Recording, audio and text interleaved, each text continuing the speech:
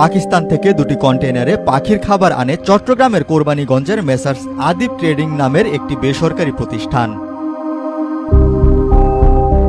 গত ৯ October container দুটির চালান চট্টগ্রাম বন্দরে নামানো হয়। এরপর তা খালাসের জন্য দায়িত্ব দেওয়া হয় বেসরকারি প্রতিষ্ঠান সাবের আহমেদ টিম্বার কোম্পানিকে। তবে এরই মধ্যে গোপন সংবাদের ভিত্তিতে চট্টগ্রাম কাস্টমস কর্মকর্তারা সেখানে যান। তারা কন্টেইনার দুটি খুলে দেখেন ভেতরে আমদানি নিষিদ্ধ পপি বীজ।